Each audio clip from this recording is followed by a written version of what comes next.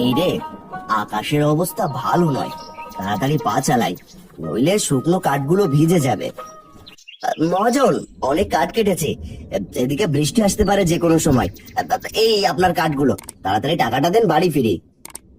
বলি, কাজ করতে এত কষ্ট কিসের হয় শুনি? এত তাড়াহুড়ো করছিস কেন? বর্ষাকাল, বৃষ্টি তো হবেই। না মানে, যেভাবে বেশ কয়েকদিন বৃষ্টি হচ্ছে, না জানি বানের জল কখন ভেসে আসে।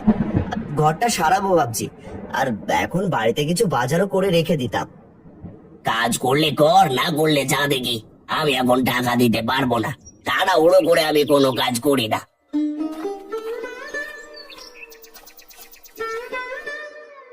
সে সারাদিন কাজ করে দুবেলা খাবার খাওয়ার জন্য। তুমি যদি টাকা না দাও তাহলে সে কেমন করে চলবে? হারানকে টাকাটা দিয়ে দাও গো। আরে, হারানের কাছে তো এমনিতেই টাকা পাবো। তুমি যখন বলছো ঠিক আছে গিন্নি, এই নে, আজকের টাকাটা রাখ। অনেক বড় উপকার হলো মহাজন, তবে এবেলা আমি আসি।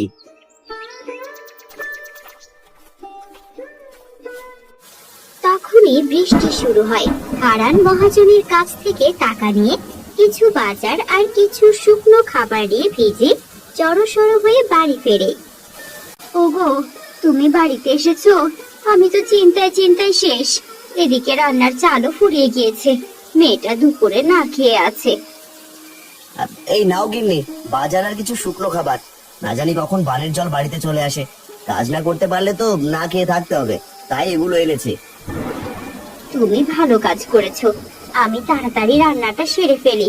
তিন্নি, আমাকে একটু সাহায্য করবি? আয় মা, তুমি কাপড়টা পাল্টে ফেলো, ভিজে একদম চুপসে গেছো।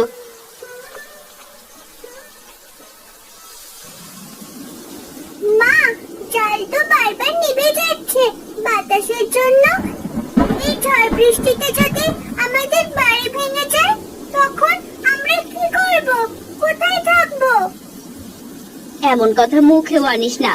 দাঁড়া, রান্নাঘরের জানালায় চারিপাশ দিয়ে একটা কাপড় দিয়ে দিই, তাহলে রান্নাঘরে বাতাস কম আসবে।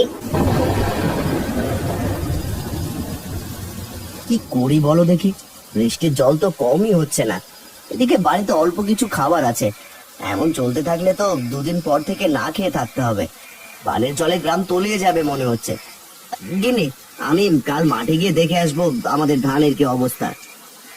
বিধাতার কাছে একটাই চাওয়া, বানের জলে আমাদের ধান যেন ডুবে না যায়।